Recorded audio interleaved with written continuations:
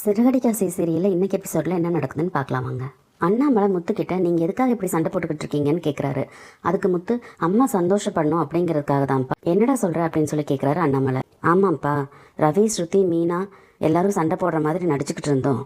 ஆனால் நிஜமாவே ரூம்குள்ளே உட்காந்து ஸ்நாக்ஸ் சாப்பிட்டுட்டு தான் ஜாலியாக ஒருத்தருக்கு ஒருத்தர் பேசிக்கிட்டு திரிக்கிட்டு விளையாண்டுட்டு இருந்தோம் அப்படின்னு சொல்லி சொல்கிறாரு முத்து. அதை கேட்ட அண்ணாமலை, என்னடா எல்லா வீட்லேயும் பிள்ளைங்க அம்மா அப்பாவுக்கு பயந்து ஒத்துமையாக இருக்கிற மாதிரி நடிப்பாங்க, ஆனால் நீங்கள் நிஜத்தில் ஒத்துமையாக இருந்துட்டு இப்படி சண்டை போடுற மாதிரி நடிச்சுக்கிட்டு இருக்கீங்க, என்னடா இது அப்படின்னு சொல்லி கேட்குறாரு. ஆமாப்பா, மீனாவும் ஸ்ருதியும் ஒத்துமையாக இருக்கிறது நம்ம அம்மாவுக்கு பிடிக்கல. ஏன்னா மீனாவுக்கு வந்து ஸ்ருதி சப்போர்ட் பண்ணிக்கிட்டே இருக்காங்கல்ல எல்லா விஷயத்துக்கும், அதனால் அவங்க அந்த மாதிரி இது பண்ணிகிட்டு இருக்காங்க. அதனால் ஸ்ருதியோட அம்மா கிட்ட போய் பேசியிருக்காங்க அப்படின்னு சொல்லி சொல்கிறாங்க. உங்கள் அம்மா எப்போ தான் திருந்துவாளோ தெரியலையே அப்படின்னு சொல்லி சொல்கிறாங்க. அதுக்காக என்னடா இதெல்லாம் அப்படின்னு கேட்குறாங்க. ஆமாப்பா, கோயிலில் பூக்கடைக்கிட்டேயே போய் மீனா கிட்ட ஸ்ருதியோட அம்மா சத்தம் போட்டிருக்காங்க. அப்போவே எனக்கு ரொம்ப கோவம் வந்துருச்சு. கூப்பிட்டு அங்கே போய் வீட்டில் போய் சண்டை போடணுன்னு தான் நினச்சேன் அப்படின்னு சொல்லி சொல்கிறாரு முத்து.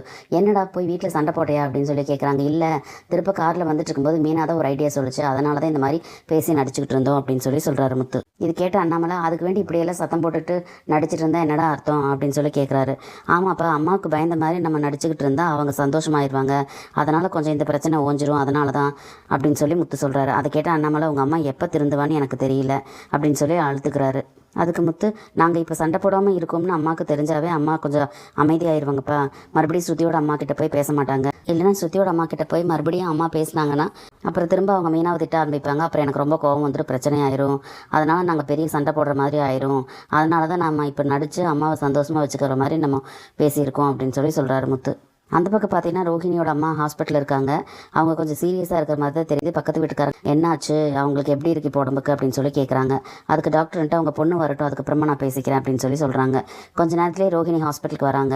அவங்கள பார்த்து டாக்டர் அவங்கள கூப்பிட்டு தனியாக பேசுகிறாங்க. உங்கள் அம்மாவுக்கு சின்னதாக ஹார்ட் அட்டாக் வந்த மாதிரி தெரியுது. அவங்க மனசில் ஏதோ ஒரு கவலையை வச்சுக்கிட்டே ஃபீல் பண்ணிக்கிட்டு இருக்காங்க. அவங்க ரொம்ப வீக்காக இருக்காங்க. அவங்க கூட எப்போவுமே ஒருத்தர் இருக்கணும், நீங்கள் அவங்க கூடவே இருந்து பார்த்துக்கலாம்ல அப்படின்னு சொல்லி சொல்கிறாங்க.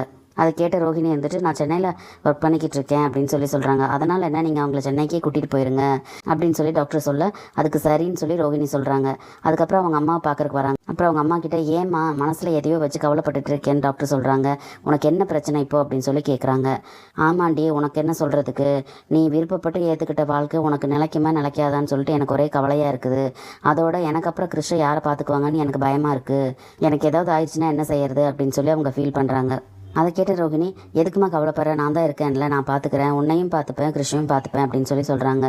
அப்புறம் பார்த்தீங்கன்னா இங்கே வீட்டில் வந்து ஸ்ருதியும் ரவியும் அவங்க ரூமில் பேசிக்கிட்டு இருக்காங்க. ரவி இருந்துட்டு, ஒரு வழியாக நம்ம பிரச்சனை ஓஞ்சிருச்சு, இனி வந்து திரும்ப திரும்ப இவங்க இந்த மாதிரி பண்ண மாட்டாங்க அப்படின்னு சொல்லி சொல்கிறாங்க. அதுக்கு ஸ்ருதி இருந்துட்டு, உங்கள் அம்மாவுக்கு எதுக்கு இந்த வேண்டாத வேலை, உங்கள் அம்மா ஏன் எப்பவும் சீரியல் வெளி மாதிரியே நடந்துக்கிறாங்க, மீனாவை எதுக்கு அந்த மாதிரியெல்லாம் அவங்க பேசுகிறாங்க அப்படி அப்படின்னு சொல்லி கேட்குறாங்க. அண்ணி அவங்களுக்கு பிடிக்காதல்ல, அதனால தான் அண்ணி அவங்களுக்கு சப்போர்ட் பண்ணுறீங்களா, அதனால தான் உங்கள் அம்மா கிட்ட போய் பேசியிருக்காங்க. சரி விடு, அண்ணி சொன்ன மாதிரி கேட்டு இப்போ நம்ம நடிச்சிட்டோம்ல, இனி கொஞ்சம் நாளைக்கு பிரச்சனை இருக்காதுன்னு நினைக்கிறேன் அப்படின்னு சொல்லி ரவி சொல்கிறாரு. இருந்தாலும் எனக்கு வந்து இப்படியெல்லாம் நடந்துக்கிறது பிடிக்கல, எதுவாக இருந்தாலும் நான் ஃபேஸ் டு ஃபேஸ் பேசிடுவேன், இப்போவே போய் அவங்க கிட்ட பேசியிருப்பேன், பட் நீங்களாம் சொன்னதுனால தான் நான் பேசாமல் இருந்துட்டேன் அப்படின்னு சொல்லி ஸ்ருதி சொல்கிறாங்க. எங்கள் அம்மா பண்ணினது தப்பு தான், இல்லைன்னு சொல்ல வரல, ஆனால் உங்கள் அம்மா பண்ணினதும் தப்பு தானே, அவங்க மீனா நீ போய் அப்படியெல்லாம் பேசியிருக்க கூடாதல்ல அப்படின்னு சொல்லி ரவி சொல்கிறாரு. ஆமாம், அதுவும் எனக்கு கோவம் தான், இரு நான் எங்கள் அம்மா கிட்ட பேசணும்னு நினச்சிட்டு இருந்தேன், அதுக்குள்ளே நம்ம இங்கே வீட்டுக்கு வந்துட்டோம் அப்படின்னு சொல்லிட்டு ஸ்ருதி வந்து அவங்க அம்மாவுக்கு ஃபோன் பண்ணுறாங்க. ஸ்ருதியோட ஃபோனை எடுத்து அவங்க அம்மா வந்து, எப்படி இருக்கிறம்மா அப்படின்னு சொல்லிலாம் கேட்குறாங்க. சரி நீ எங்கே இருக்கம்மா அப்படின்னு சொல்லி ஸ்ருதி கேட்குறாங்க. நான் கோயிலேருந்து வீட்டுக்கு போயிட்டுருக்கேன் அப்படின்னு சொல்லி சொல்கிறாங்க. சரி, நம்ம ஊரில் நல்ல சைக்காட்ரிக் யார் இருக்காங்க அப்படின்னு சொல்லி கேட்குறாங்க.